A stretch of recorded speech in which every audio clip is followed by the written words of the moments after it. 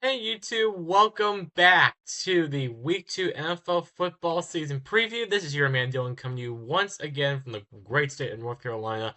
So let's go ahead and get started with this week. So last week was week 1, fantastic week, lots of great games, especially the Buffalo game, which we'll get to in a moment.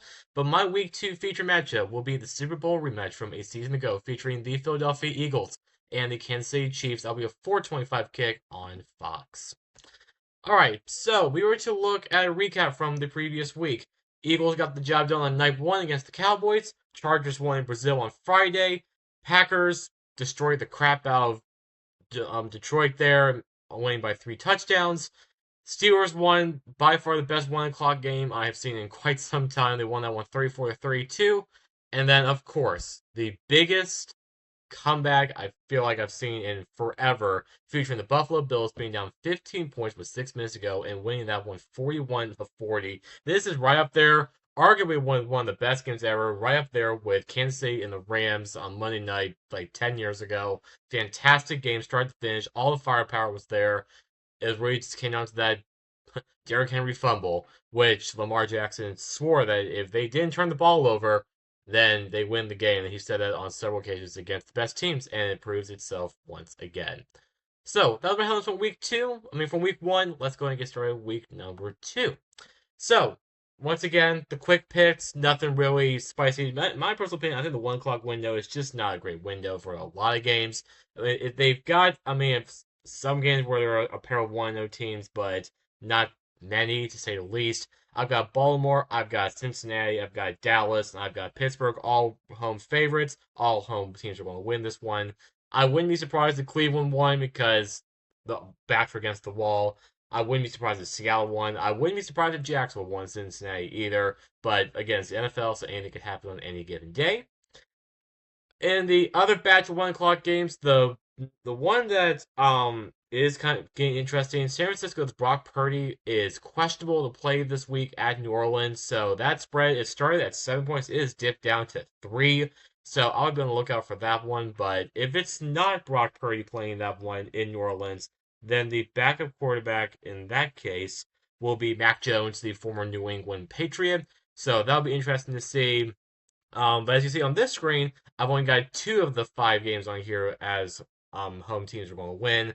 I do have Miami after a horrible showing against Detroit. I do got San Francisco, got the Rams, got Buffalo winning the Jets, and I got Chicago losing at Detroit. Detroit going to 1-1.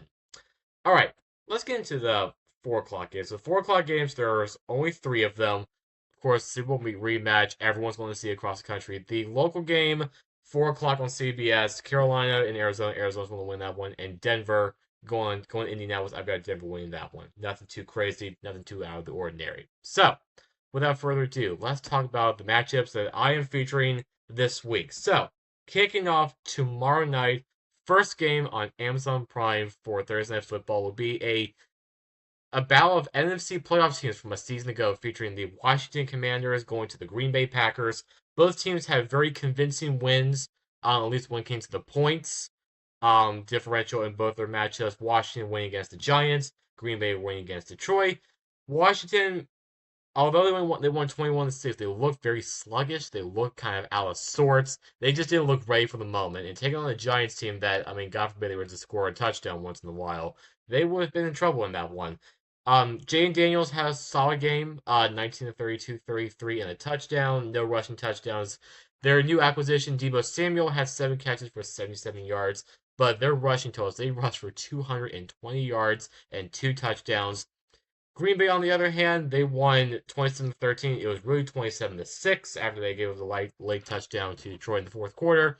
So they ultimately won by 2 touchdowns, but they really won by 3 touchdowns. Jordan Love had one of his best games of his career, having only 6 incompletions, 2 touchdowns to the air, and Josh Jacobs having a field day on the ground, having a rushing touchdown. This defense, with Micah Parsons playing only 50% of the snaps, looked absolutely potent, and it looked ready to right all the wrongs from a year ago when it came to just how young they were on defense and all the mistakes they made. So this looks like not only are they the team to beat in the NFC North, with them being 1-0 and everyone else. I mean, along with Minnesota being 1-0, but they don't seem very formidable at this point. Uh, they look like NFC North champions right now, but they also could be a contender to compete with the Philadelphias and perhaps the Rams and any other, the Washingtons maybe, as a matter of fact, in the NFC for that number one seed. Thursday Night Football on Amazon Prime, of course, will be Al Michaels, Kirk Herbstreit, and Kelly Hartung on the call. Green Bay is a 3.5 point favorite. Who knows how much how much Micah Parsons is going to play in this one on a short week with not knowing the game plan and putting in an epidural every time he goes on the football field. I just think, regardless if he's on the field or not, I just think Green Bay is out to rewrite the history books and ensure that not only does Detroit not get in the way, but they just blow right past them. So in this one, I like Washington um as like a team, but not in this matchup. So I've got Green Bay winning at home in this one. I have them covering the 3.5 point spread, but go ahead and give me Green Bay to start our week two off on Thursday night with a home dub. All right, jumping all the way down. So again, I'm not going to discuss any of the 1 o'clock matches because the 1 o'clock matches, in my opinion, are just not that good. It's just my opinion. So we're going to move on to the Super Bowl rematch between the Philadelphia Eagles and the Kansas City Chiefs in Kansas City.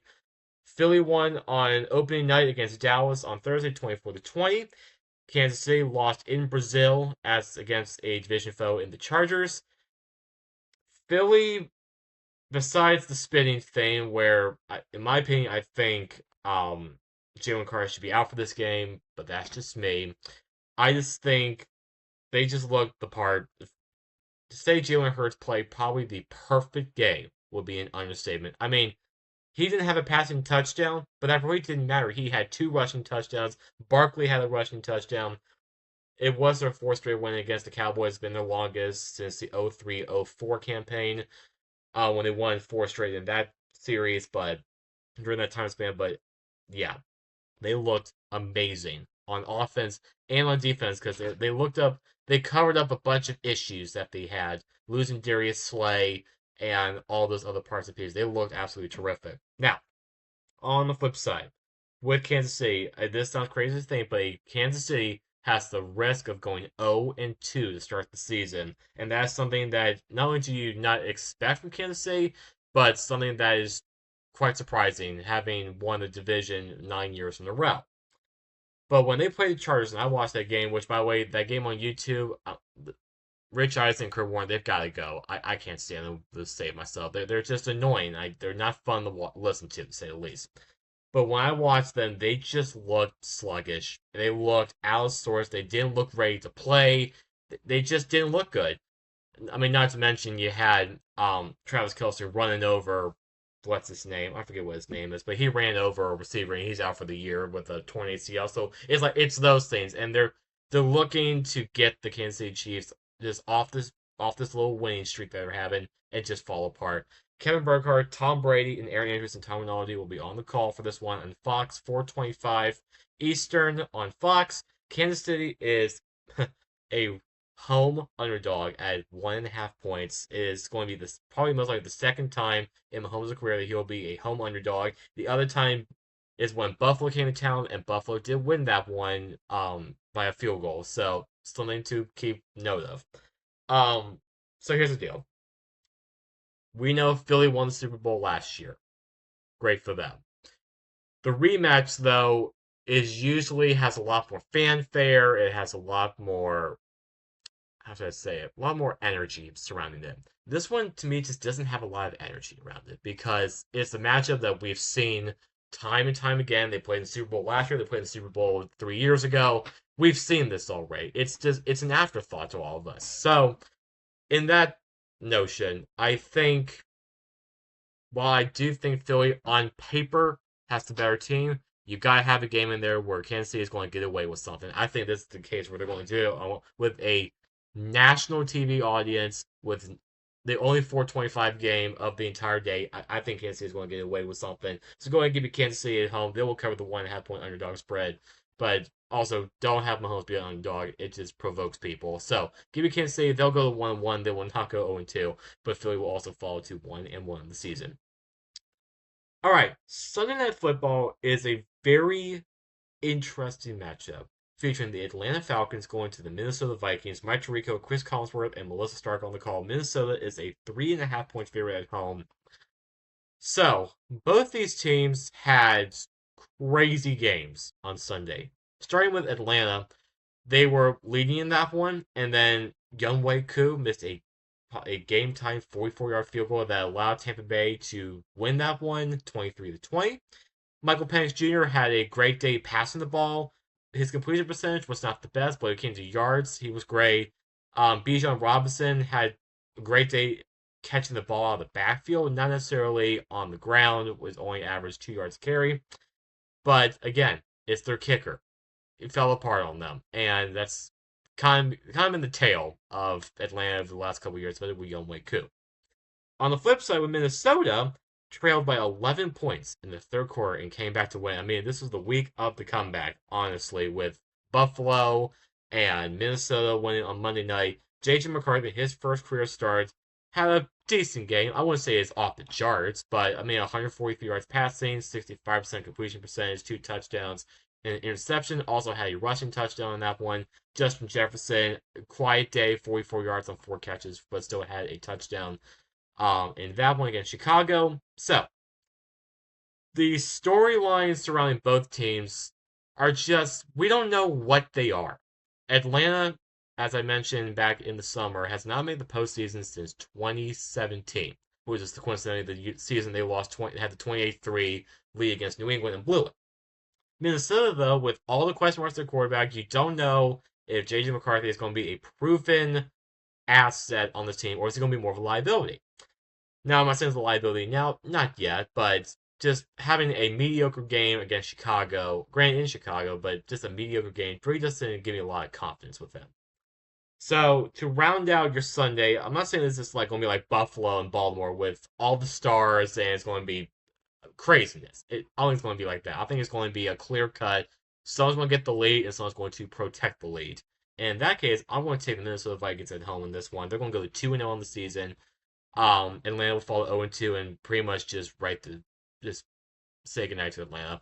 But I think Minnesota, they have better pieces. I mean, Bijan Robinson is a great running back, but I just don't trust the wide receivers in Atlanta, and I don't trust Michael Penix Jr. from game to game when it comes to his production. I will give J.J. McCarthy the nod in this one. I might be crazy, but that's why I do this. So give me Minnesota at home. I have Atlanta covering the 3.5 point spread. I think it's going to be a field goal game, but go ahead and give me Minnesota to get the job done to round out your Sunday for NFL Week 2. All right, my last two matchups will be both of the Monday night matchups, which are honestly all equally interesting as Sunday Night Football. The first one at 7 o'clock exclusively on ABC. This will be Joe Buck, Troy Aikman, Lisa Salters, the usual cast and crew. So, on the flip side of the Atlanta-Tampa Bay game, Tampa Bay, of course, won that matchup against the Atlanta Falcons 23-20. Baker Mayfield had a very sluggish day. He was their leading rusher with 39 yards rushing. That's not good. Their rookie wide receiver, Emeka Egbuka, out of Ohio State, has the game-winning touchdown. That was one of his 2 touchdown catches on 4 receptions. Sluggish, but again, in week 1, most teams are not going to look crisp right out of the start. So, a win's a win. Tampa Bay is 1-0 with a key division road win, which you don't see that often. On the flip side, Houston did not score a touchdown. They put up 3 field goals in a losing effort against the Rams 9-14. CJ Stroud looked overwhelmed. He got mauled on a frequent basis against that Rams defense. Nick Chubb in his return to competitive football, he had 13 rushes on 60 yards. The 2 turnovers, though, the fumble and the interception by Stroud, they were the daggers for this offense that I thought was going to be a very potent offense. I had CJ Stroud, I had Nico Collins on my fantasy teams. They did not produce that much, but I still got the dub by like 40 points. It wasn't even close. But I think in a revenge game with Houston looking to, again, avoid an 0-2 start, I want to take Houston at home. They'll go 1-1. They will cover the 2.5 point spread. I just think this game it's going to be tight. But give me Houston to bounce back and get a nice home win to open up their home campaign against the Tampa Bay Buccaneers. All right, and then my last matchup will be the secondary Monday night game starting at 10 o'clock only on ESPN. That will be Chris Fowler, Dan Orlovsky, Louis Riddick, and Laura Rutledge on the call. It will be featuring an AFC West rivalry between the Los Angeles Chargers going to the Las Vegas Raiders. Both teams are at 1-0, so one team's going to go 2-0, the other one's going to go 1-1. Of course, both teams could tie and be 1-0-1, but I doubt it's going to happen. So, both teams won in week one. We talk about the Chargers. They absolutely looked the part. Justin Herbert looked absolutely fantastic. 318 yards passing and 3 touchdowns through the air. Marion Hampton in his rookie NFL debut out of North Carolina had 15 rushes for 48 yards. Quentin Johnston had 2 touchdowns. Keenan Allen had the other touchdown. They looked absolutely terrific on offense. On the flip side, Pete Carroll keeps on winning as a 73-year-old head coach, by far the oldest head coach to start a game in the National Football League. They won at New England 20-13 in a sluggish game. Ashton Jeanty in his NFL debut as the running back had 19 rushes for 38 yards and a touchdown. Brock Bowers had 103 yards as their leading receiver for the tight end position. And Geno Smith, boy, he looked good. 362 yards. He did have a touchdown. He did have an interception that it wasn't costly, thankfully, but still got the job done winning at New England. So, with this one, to round out your week number 2 officially, it really comes down to who do I have more faith in. Because the Chargers beat a more quality opponent in Kansas City and the Raiders beat, well, New England, who I don't think has got anybody that's worthy of note, I just think I have more faith in the Chargers than this one with Jim Harbaugh at the helm and Justin Herbert making smart decisions and the running attack looking great. I'm going to take the Chargers on the road to go get the job done here. So, while the Chargers have technically not played a home game yet, even though they were technically the home team in Brazil, they will start the season 2-0 with both games being on the road, technically. They will be at home, though. The Chargers will be next week when they take on the Broncos. So, I'm going to take the Chargers in this one. I do have the Raiders covering that 4-point spread in this one, but I'm going to take the Chargers to round out your week number 2. All right. So I hope you've enjoyed this video. Like the video, comment your thoughts. Let me know what you think. But next week, week number 3, we've got a lot of great matchups on tap. We've got Cincinnati going to Minnesota. We've got Rams and Eagles in a divisional round rematch. We've got some decent games at the 4 o'clock window. But then Detroit and Baltimore next Monday night. So, until then, this is your man Dylan signing off for the NFL Football Preview Show. I look forward to seeing you guys next week in week number 3.